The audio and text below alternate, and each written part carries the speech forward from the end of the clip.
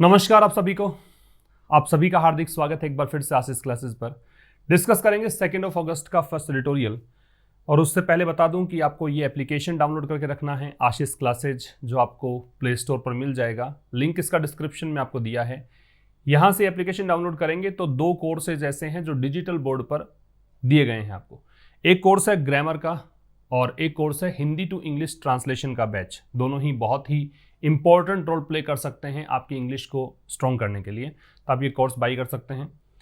इसके अलावा ये एक और एप्लीकेशन है आशीष क्लासेस इंग्लिश। यहाँ पे एडिटोरियल के जो बैचेज हैं वो यहाँ उपलब्ध हैं, जो हर वेंसडे को हम बैचेज स्टार्ट करते हैं। ठीक है, तो ये एडिटोरियल वाला बैच आप यहाँ से प्राप्त कर सकते हैं।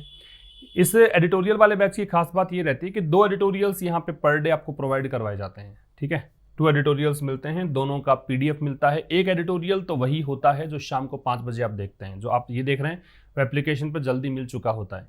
इसका पीडीएफ वहाँ उपलब्ध होता है, पीडीएफ यहाँ यूट्यूब पर नहीं उपलब्ध होता। एक और एडिटोरियल होता है, वो बोर्ड पर नहीं होता है, लेट नाइट मिलता है, उसका भी पीडीएफ मिल जाएगा।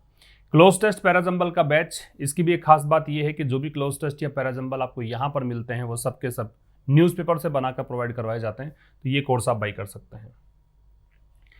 तो आज के सेशन स्टार्ट करेंगे, उससे पहले हम देखेंगे वोकैब कौन कैसी है।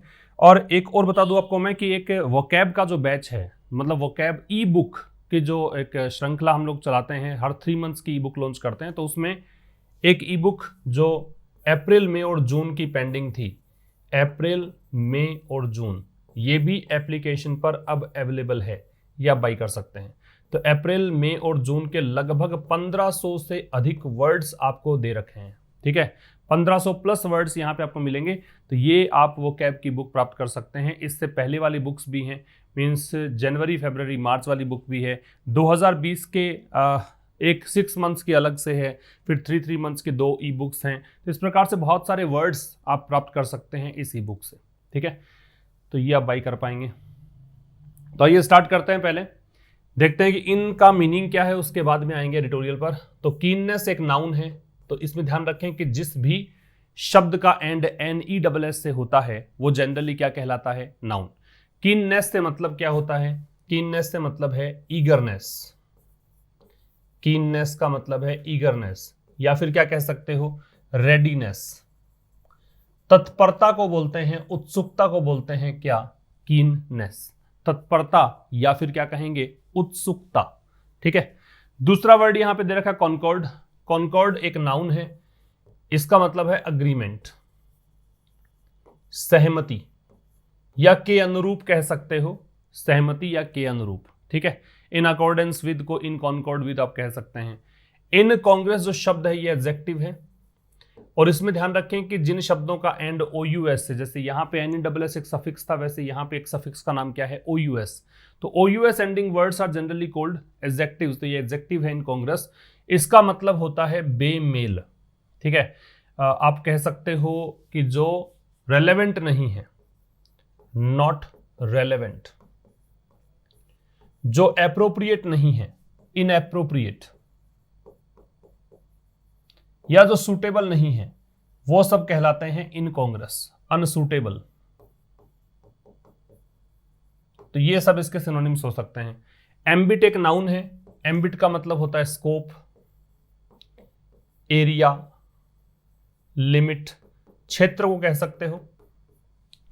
डिस्क्रिमिनेटरी एक एडजेक्टिव है, इसका मतलब पक्षपातपूर्ण, तो बायस्ड कहा जा सकता है, या प्रेजुडिस्ड कह सकते हो आप, बायस्ड या प्रेजुडिस्ड। ये कॉन्ट्यूमेसिस है, कॉन्ट्यूमेसिस एडजेक्टिव होगा, क्योंकि अभी बताया मैंने कि OUS एंडिंग वर्ड्स क्या होते हैं, एडजेक्टिव्स, तो ये एडजेक्टिव होगा। तो ये एक एडजेक्टिव हुआ, और इसका मतलब होता है जो काफी जिद्दी हो, अड़ियल हो, हेड स्ट्रॉन्ग हो, और ये जिद्द और अड़ियल के कारण किसी का कहना नहीं मानते हैं, डिसोबीडियंट रहेंगे हमेशा अथॉरिटी के प्रति, उसे कहा जाएगा कॉन्ट्यूमेसिस। एवर्स एडजेक्टिव है। एवर्स का मतलब है किसी के खिलाफ, किसी के विरुद्ध। ओपोज्ड टू कहा जा सकता है, अगेंस्ट कहा जा सकता है। अगर आप किसी के विरुद्ध हैं, किसी के खिलाफ हैं, तो आप एवर्स हैं। और एवर्स भी अपने साथ में जो प्रपोजिशन लेगा वो टू लेता है। ये बात आपको पता होगी, नहीं पता हो तो नोट कर लेना। ठीक है, इसका स्क्रीनशॉट ले लीजिए, उसके बाद में हम स्टार्ट करते हैं आज का एडिटोरियल। टाइटल है लॉन्ग ओवरड्यू। लॉन्ग ओवरड्यू से मतलब है काफी लंबे समय से जो लंबित चल रहा है, बहुत समय पहले हो जाना चाहिए था, अभी तक नहीं हुआ है। आरक्षण को लेकर बात की गई है, कोटा को लेकर बात की गई है, तो जो काफी लंबे समय से पेंडिंग चल रहा है उसका टाइटल दे रखा है आपको लॉन्ग ओवरड्यू। ठीक है, जो भी नए स्टूडेंट हैं उनको बता देता हूं कि जो रेड कलर में और अंडरलाइंड पार्ट दिख रहा है वो सब सब्जेक्ट हैं आपके, इसकी वर्ब हम निकालेंगे। कुछ जो अलग वर्ड्स होंगे, हालांकि इतने ज़्यादा वर्ड्स तो नहीं मिलेंगे 10-15 वर्ड्स मिलेंगे नए, लेकिन बहुत ज़्यादा वर्ड्स नहीं मिलेंगे इस एडिटोरियल में आपको। तो जो भी वर्ड्स होंगे वो आगे चल के आपको दिखेगा कि मैंने कुछ ऐसे बॉक्स में दे रखा है। ठीक है, आपको तो एक काम करना है कि पेन नोटबुक लेकर बैठना है और बस पूरा वीडियो देखना है। ठीक है, शेयर ज़रूर कर देंगे आप और एक लाइक ज़रूर बनता है किसी भी एजुकेटर के लिए, मैं मेरी बात नहीं कर रहा, एक लाइक ज़रूर करें। ठीक है, ताकि मनोबल बना रहे, एनकरेज रहे, बूस्ट रहे कॉन्फिडेंस। तो आइए स्टार्ट करते हैं लॉन्ग ओवरड्यू नाम का ये editorial. Reservation for students from backward classes. Reservation, आरक्षण किसके लिए? विद्यार्थियों के लिए। कौन से विद्यार्थी? जो पिछड़े वर्ग से आते हैं, बैकवर्ड क्लासेस से आते हैं। इन सीट्स, किसमें? उन सीटों पर सरेंडर्ड बाय स्टेट्स, जो स्टेट्स के द्वारा दी गई हैं। सरेंडर का मतलब क्या हो गया? आत्मसमर्पण करना होता है, सरेंडर का देना भी होता है, तो इसको गिव अप कह सकते हो। जो इन्होंने छोड़ दिया स्टेट ने, किसके लिए? To an all India quota, जो संपूर्ण भारत का कोटा है उसके लिए स्टेट्स ने सीट छोड़ दी है। ठीक है, स्टेट का आरक्षण अलग होता है, केंद्र स्तर का आरक्षण अलग होता है, लेकिन स्टेट्स ने कुछ सीटें छोड़ दी है ऑल इंडिया कोटा के लिए। ठीक है, किसमें? मेडिकल कॉलेज में। रन बाय स्टेट गवर्नमेंट्स, कौन सी मेडिकल कॉलेजेस? जो कि संचालित होती है राज्य सरकारों के द्वारा। तो ये जो रिजर्वेशन था, इसकी वह वॉज है, ये लॉन्ग ओवरड्यू था, काफी लंबे समय से लंबित था। ठीक है, बहुत समय से पेंडिंग था। तो रिजर्वेशन काफी लंबे समय से पेंडिंग था। कौन सा रिजर्वेशन? पिछड़े वर्ग के विद्यार्थियों के लिए। कहां पर? वो सीट्स जो कि सरेंडर की गई थी स्टेट्स के द्वारा। ठीक है, और किसको दे दी गई थी? ऑल इंडिया कोटा के अंदर मेडिकल कॉलेज में। कौन सी मेडिकल कॉलेजेस? जो कि राज्य सरकार द्वारा संचालित होती है वो मेडिकल कॉलेजेस। रन यहाँ पे जो है वो थर्ड फॉर्म है, run rain run third form है। ठीक है, और बाकी कुछ खास बातें, सरेंडर के बाद में टू लगेगा। सरेंडर आपने किसके सामने किया है तो उसके लिए टू का प्रयोग करते हैं। ठीक है, द सेंटर्स डिसीजन, केंद्र सरकार का जो निर्णय है, किसके लिए? टू एक्सटेंड, एक्सटेंड का मतलब बढ़ाना, इंक्रीज करना। इट्स आ रहा है सेंटर के लिए पॉजिटिव एडजेक्टिव, ये आपको पता है, मैंने बताया है काफी बार। एक इट्स ये होता है, ये इट इज का कॉन्ट्रैक्टेड फॉर्म है, एब्रीवेटेड फॉर्म है। एक जो वो वाला इट्स है उसमें पोस्ट्रोफे नहीं है, ये पॉजिटिव एडजेक्टिव है। इसके बाद में आपको नाउन मिलेगा, तो ये नाउन है रिजर्वेशन। ठीक है, तो केंद्र सरकार का जो डिसीजन है क्या कि 27% जो इसका आरक्षण है उसको बढ़ाना चाह रही थी, एक्सटेंड करना चाह रही थी। किसके लिए? अदर बैकवर्ड क्लासेस, ओबीसी के लिए। ठीक है, टू ऑल सीट्स, सभी सीटों पर। और सीट्स कौन सी? जो AIQ के अंतर्गत आती है। AIQ का मतलब है ऑल इंडिया कोटा। इज, ये जो चीज है, ये जो डिसीजन है, ये है एक बिलेटेड, मतलब काफी देरी से। ये वर्ड तो आपने यूज भी किया होगा, फेसबुक लिखते हो ना फेसबुक वगैरह पे, किसी का बर्थडे है और निकल गया और आप फिर नेक्स्ट डे उसको अगर विश करते हो तो लिखते हो बिलेटेड हैप्पी बर्थडे। ठीक है, तो ये बिलेटेड है, तो ये काफी देरी से लिया गया बट वेलकम डेवलपमेंट। लेकिन एक ऐसा डेवलपमेंट है, ऐसा काम किया है जो स्वागत योग्य है। वेलकम यहाँ पे एडजेक्टिव होगा, क्योंकि एज कंजंक्शन है। कंजंक्शन अपने बाद में एक क्लोज लेता है, क्लोज का स्टार्ट सब्जेक्ट से होता है, तो सब्जेक्ट ही दे रखा आपको ओबीसी कैंडिडेट्स। क्योंकि जो ओबीसी कैंडिडेट्स हैं have been denied there due for years, क्योंकि इनको जो इनका ड्यू था, ड्यू मतलब जो इनको मिलना था, जो इनके लिए पेंडिंग था काफी सालों से, इसके लिए डिनाई किया गया था काफी वर्षों से इसको मना करते आ रहे थे, लेकिन अब इनको जो ड्यू है, जो डिजर्व करते थे वो मिला। समझ रहे हो? केंद्र सरकार का डिसीजन, ये जो डिसीजन है ये काफी देरी से लिया गया, लेकिन स्वागत योग्य डेवलपमेंट है, क्योंकि ओबीसी कैंडिडेट्स जो हैं इनको काफी वर्षों से इस चीज के लिए डिनाई किया जाता रहा है। ठीक है, अच्छा, फॉर के साथ में टाइम आ रहा है, फॉर या सिंस प्लस टाइम आए तो परफेक्टिव एस्पेक्ट लगता है। परफेक्टिव एस्पेक्ट का मतलब आपको परफेक्ट मिल जाएगा, चाहे वो परफेक्ट हो या परफेक्ट कंटिन्यूअस हो, चाहे प्रेजेंट हो चाहे पास्ट हो, डिपेंड करेगा सिचुएशन पर, वो सब मिल जाएगा। ठीक है, तो ये तो मैंने सीधा सीधा जोड़ दिया इसको ऐसे। और बीच में क्या था, डिसीजन कैसा लिया इसने? डिसीजन यह था 27% रिजर्वेशन जो देती है सरकार, इसको इसने एक्सटेंड करने के डिसीजन लिया है अदर बैकवर्ड क्लासेस के लिए, जो कि मतलब सभी सीटों पर जो सीट इसके तहत आती है, इसके अंतर्गत आती है। किसी के अंतर्गत, किसी के तहत, किसी के अंडर का प्रयोग करेंगे आप प्रिपरेशन के रूप में इन सब चीज़ों के लिए। अगले स्लाइड पे देखिए, and in concord with its keenness. Concord का मतलब देखा था हमने अग्रीमेंट, कीननेस का मतलब देखा था ईगरनेस, रेडीनेस, विलिंगनेस, तत्परता, उत्सुकता। तो और किसके अनुरूप? अपनी उत्सुकता के अनुरूप। उत्सुकता किस चीज की? टू बैलेंस ओबीसी इंटरेस्ट, कि ओबीसी के जो हित हैं उनको संतुलित करने की इच्छा थी। किसके साथ में? With those of the socially advanced sections. Those किसके लिए आ रहा है? दोज आ रहा है इंटरेस्ट के लिए, कि इनके हितों को संतुलित किया जाए। किन के हितों के साथ? जो सामाजिक रूप से एडवांस्ड सेक्शंस हैं, ऐसे वर्ग हैं जो कि अग्रणी हैं समाज में, उनके हितों के साथ संतुलित किया जाए, ऐसी इच्छा में यूनियन गवर्नमेंट ने क्या किया? Union government has also decided, इसने ये भी तय कर लिया, to provide 10% of the AIQ seats, कि ऑल इंडिया कोटा के जो 10% सीट्स हैं वो प्रोवाइड की जाए टू दोज, उन लोगों को, from the economically weaker sections, वो वर्ग जो कि EWS से आते हैं, आर्थिक रूप से कमजोर तबके से आते हैं। EWS थोड़े दिनों पहले ही पता आपको इंट्रोड्यूस किया गया था, उसी की बात की जा रही है। तो यहां समझने वाली बात, कॉन्कॉर्ड का मतलब, कीननेस का मतलब यूनियन गवर्नमेंट सब्जेक्ट है। इसकी वर्ब हैज डिसाइडेड है। ऑल्सो का प्रयोग, 2-3 कंडीशन होती हैं ऑल्सो की। ऑल्सो या तो हेल्पिंग वर्ब के बाद में आ जाएगा, या अगर मैन वर्ब दे रखा है तो उससे पहले आ जाएगा, लिंकिंग वर्ब दे रखी है तो उसके बाद में आ जाएगा, सेंटेंस के शुरू में आ जाएगा। ठीक है, तो ये कुछ कंडीशन होती हैं ऑल्सो की, ध्यान रखेंगे आप।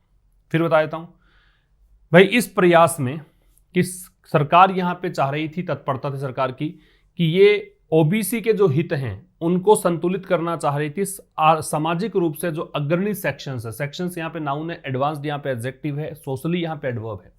तो सामाजिक रूप से जो अग्रणी सेक्शंस हैं उनके साथ इन हितों को संतुलित करने के उद्देश्य से यूनियन गवर्नमेंट ने तय किया कि वो जो AIQ सीट का 10% जो भाग है वो उन लोगों को देगी जो EWS से आते हैं, इकोनॉमिकली वीकर सेक्शन से आते हैं। सेक्शन यहां पे नाउन है, वीकर यहां पे एडजेक्टिव है, एडवर्ब ये वाला है।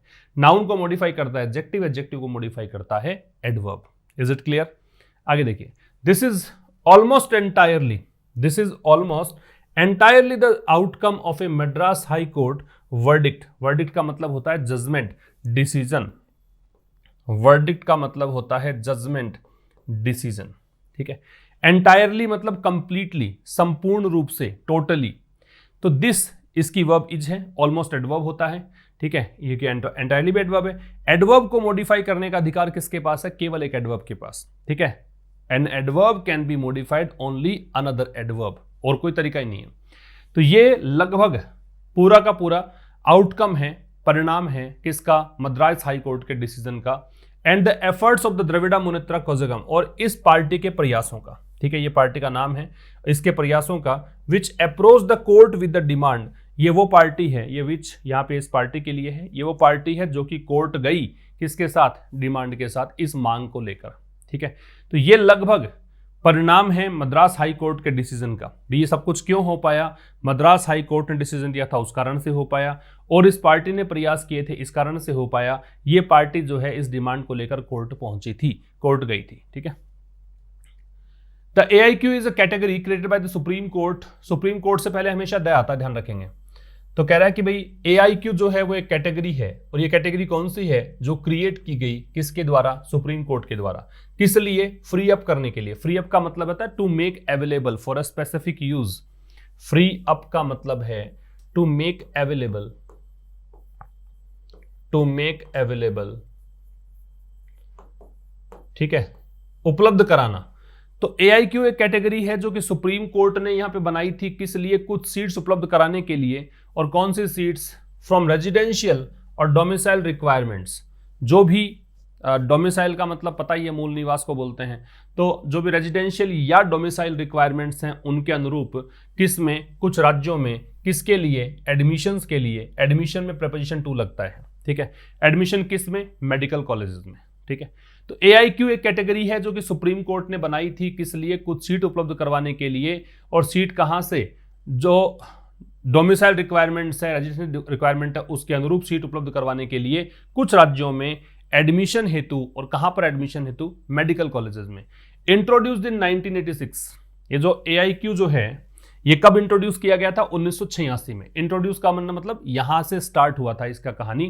तो AIQ स्टार्ट हुआ था 1986 में। कंप्राइज्ड, अच्छा कंप्राइज के बारे में कहा जाता है कि इसमें ऑफ नहीं लगता है, लेकिन याद रखें जब पैसिव वॉइस में यूज किया जाएगा तो ऑफ लगेगा, तो ये बात आप नोट कर लेना। कंप्राइज्ड अगर दे रखा है और पैसिव वॉइस का स्ट्रक्चर है तो फिर आपको इसमें ऑफ लगाना है। एक्चुअल में ये कंप्राइज्ड फिर पास्ट पार्टिसिपल रूप में आता है, ऑफ लगेगा। और अगर ये एक्टिव वॉइस में है तो ये होता है ट्रांजिटिव वर्ब। कंप्राइज के बाद में आपको ऑब्जेक्ट मिलता है इसका। जब ऑब्जेक्ट मिलता है तो आगे प्रेपोजिशन की आवश्यकता नहीं है। जिस भी वर्ब के बाद में ऑब्जेक्ट मिल जाता है तो वहां प्रेपोजिशन की रिक्वायरमेंट नहीं है, वरना क्या होगा कि जब आप एक प्रेपोजिशन भी लगाओगे तो उसका भी ऑब्जेक्ट चाहिएगा, और ऑलरेडी एक ही ऑब्जेक्ट दे रखा होता है तो प्रेपोजिशन का ऑब्जेक्ट नहीं मिलता है, इसलिए वो ग्रामेटिकली इनएक्यूरेट स्ट्रक्चर बन जाती है, गलत मानना होता है उसको। ठीक, तो 1986 में स्टार्ट हुआ था। AIQ में शामिल है क्या? 15% under graduate medical and dental seats. इसमें 15% अंडर ग्रेजुएट मेडिकल और डेंटल सीट शामिल हैं। 50% यहाँ पे शामिल है सीट पोस्ट ग्रेजुएट सीट शामिल है। ये कौन सी सीट्स हैं? जो स्टेट्स ने छोड़ी थी, किसके लिए? एडमिशन के लिए। और किस माध्यम से? Central pool. ये माध्यम कौन सा है? एडमिशन किस माध्यम से? केंद्र का एक पूल है, पूल का मतलब ग्रुप होता है ना। तो केंद्र सरकार जितना आरक्षण देती है उसके अनुरूप जो सीट्स मिलनी चाहिए वो स्टेट ने जो सरेंडर की थी उसमें इतना इतना पार्ट ये कंप्राइज करता है AIQ all India quota. AIQ की वर्ब कंप्राइज्ड है।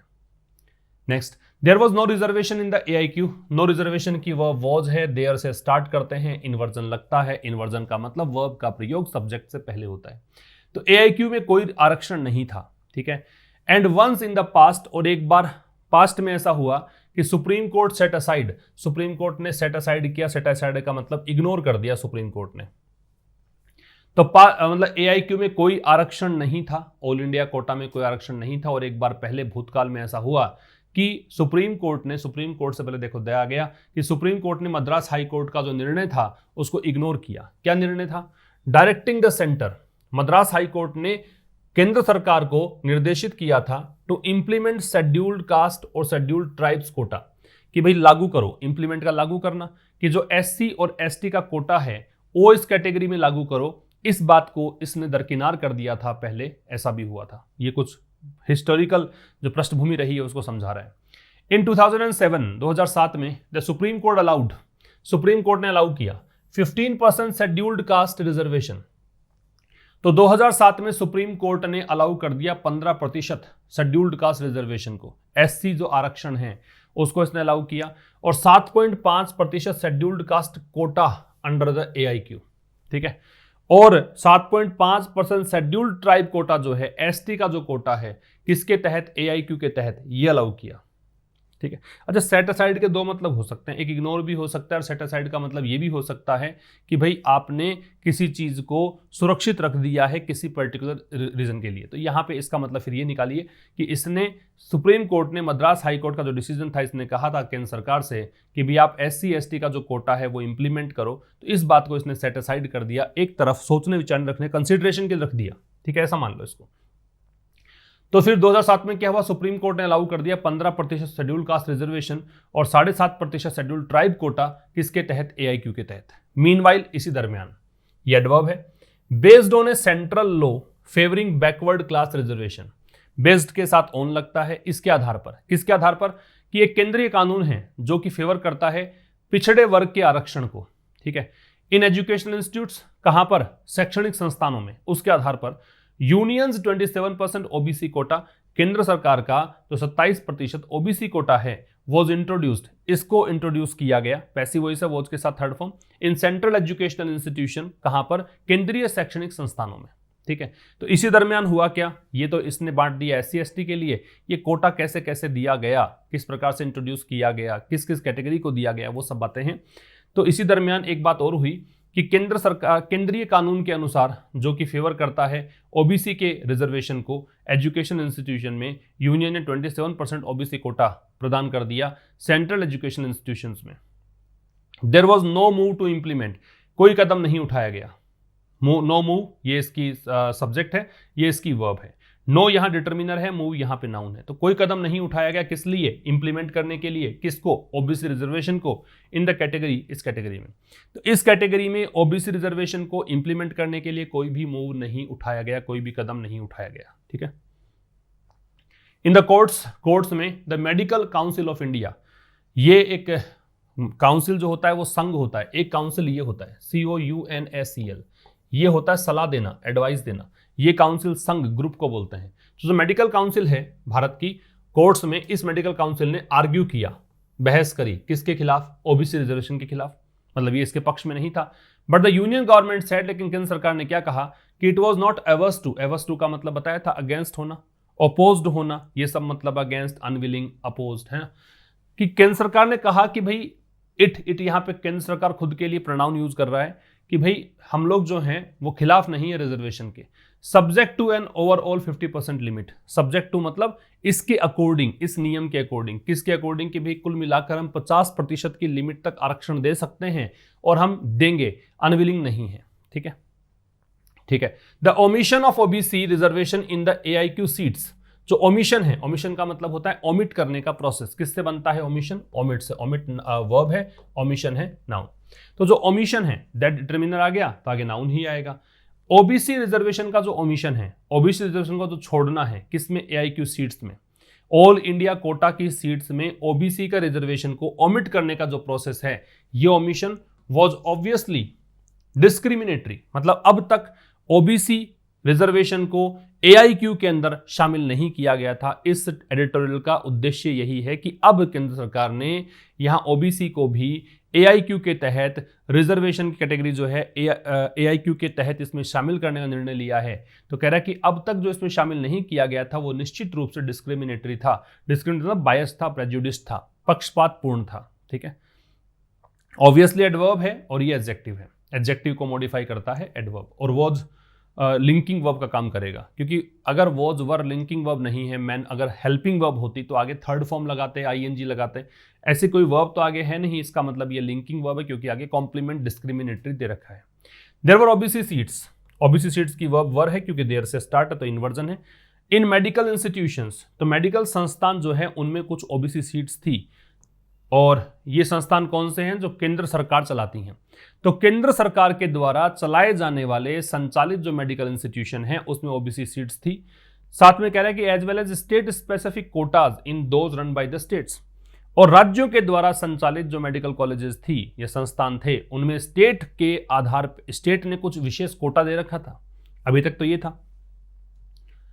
इट वॉज इनकॉन्ग्रुअस, इनको मतलब बेमेल था, इनएप्रोप्रिएट था, अनसुटेबल था, अनुपयुक्त था। तो ये अनुपयुक्त था।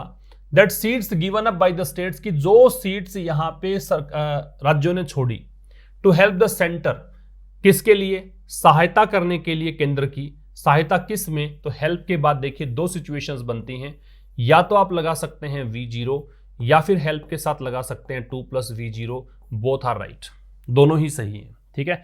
ज्यादा प्रचलित जो चीज है वो V0 है, आजकल V0 ज्यादा काम में ली जाती है, ये ध्यान रखेंगे आप। भाई इसमें एक्चुअल में क्या है कि राज्य जो हैं वो अपने तरफ से कोटा प्रदान करते हैं, केंद्र है वो अपना कोटा देती है। ठीक है। तो सब कैटेगरी है राज्यों की भी, लेकिन राज्यों ने कुछ सीट्स यहाँ पे छोड़ दी हैं कि केंद्र जो कोटा दे रहा है उसी के लिए हम लोग हमारे सीट यहाँ बलिदान देते हैं, समर्पित करते हैं, वैसी कुछ कहानी है। तो ये बेमेल थी, ये अनुपयुक्त था कि भाई जो सीट्स छोड़ी गई थी स्टेट्स के द्वारा, किस लिए? केंद्र की हेल्प करने के लिए। केंद्र की हेल्प किस में होती? इससे रीडिस्ट्रीब्यूट मेडिकल एजुकेशन अपॉर्चुनिटीज, कि केंद्र सरकार जो मेडिकल एजुकेशन अपॉर्चुनिटीज हैं, मेडिकल शिक्षा के जो अवसर हैं उसको फिर से अरेंज कर पाए, फिर से इसको मैनेज कर पाए पूरे देश भर में। तो ये जो सीट्स हैं वर kept out of the ambit of affirmative action. Affirmative action क्या होता है? कोई पिछड़ा हुआ सेक्शन है समाज का, जो पहले काफी ज्यादा शोषित सेक्शन था, जिस पर अत्याचार हुए थे, उनके लिए कुछ वेलफेयर के काम करना, वो कहलाता है अफर्मेटिव एक्शन। तो इन सीट्स को बाहर रखा गया, किस क्षेत्र से? अफर्मेटिव एक्शन के क्षेत्र से। एम्बिट का मतलब पता ही आपको, क्षेत्र होता है, स्कोप, एक्सटेंट या लिमिट्स होती हैं। ठीक है। तो कह रहा है कि अब ये वर्क केप्ट आउट है तो पैसिव है क्योंकि बी के साथ में थर्ड फॉर्म है। तो ये अनुपयुक्त था कि जो सीट्स राज्यों के द्वारा केंद्र की सहायता करने के लिए कि केंद्र जो है वो इन सीट्स के माध्यम से मेडिकल एजुकेशन का जो अवसर है उसको रीडिस्ट्रीब्यूट कर पाएगा पूरे देश में, इन सीट्स को अफर्मेटिव एक्शन के दायरे से बाहर रखा गया। ये चीज सही नहीं थी। There was even a case, even का प्रयोग हम स्ट्रेस डालने के लिए करते हैं कि ये एक केस ऐसा भी था, एक केस की वर्ब है वो वॉज है, तो एक ऐसी स्थिति भी थी टू आर्ग्यू दैट, मतलब तर्क करने के लिए, बहस करने के लिए, as AIQ seats originally belonged to the states, क्योंकि AIQ जो सीट्स हैं वो मूल रूप से संबंधित किससे थी? राज्यों से। बिलोंग्ड है, बिलोंग के साथ में टू लगता है, ठीक है। The quota policy applicable to the respective states, जो कोटा पॉलिसी है जो कि लागू होती है किस पर? संबंधित राज्यों पर। ought टू बी अप्लाइड, इनको लागू किया जाना चाहिए। जब आप मोरल एजुकेशन की बात करते हैं, नैतिक शिक्षा की बात करते हैं, तो ought टू का प्रयोग करते हैं, चाहे तो यहां शुड लगाएं, कोई दिक्कत नहीं है, टू देम, उनके लिए, ठीक है। तो यहां एक केस ऐसा भी था आर्ग्यू करने के लिए, क्या आर्ग्यू करना था कि भाई AIQ सीट्स जो हैं जो मूल रूप से किस पर बिलोंग करती हैं? स्टेट से। जो कोटा पॉलिसी है जो लागू होती है संबंधित स्टेट्स पर, उनको अप्लाई किया जाना चाहिए उनके लिए, ठीक। The Madras high court in July 2020, Madras high court जो है उसने जुलाई 2020 में हेल्ड, ये होल्ड की सेकेंड फॉर्म है, होल्ड, हेल्ड, हेल्ड। होल्ड होती है फर्स्ट फॉर्म, इसकी सेकेंड फॉर्म होती है हेल्ड, और थर्ड फॉर्म भी इसकी होती है हेल्ड। इसका मतलब है निर्णय दिया, ठीक है। वैसे होल्ड थामना होता है, जैसे I am holding this pen, लेकिन इस होल्ड का मतलब जो है वो निर्णय देना है, to give decision, to give verdict. Madras high court ने जुलाई 2020 में डिसीजन दिया that there was no legal impediment. क्या माना? क्या इसने कहा कि कोई भी कानूनी बाधा नहीं है। इंपीडिमेंट का मतलब होता है ऑब्स्ट्रक्शन, ऑब्स्टेकल, बाधा, कि कोई भी बाधा नहीं है किसमें? ओबीसी रिजर्वेशन में, ओबीसी आरक्षण में। बट गिवन दैट, लेकिन ये मानते हुए, देखो गिवन और given that both are same. Given is a preposition whereas given that is a conjunction, ठीक है। whenever you see given that, there you will find a subject after it because a conjunction takes a clause, ठीक है। whereas if you see given then you will find object because preposition takes object after it। अगर given होगा तो उसके बाद में object मिलेगा, और अगर given that होगा तो आगे subject मिलेगा। दोनों का मतलब यही है, considering, ये मानते हुए।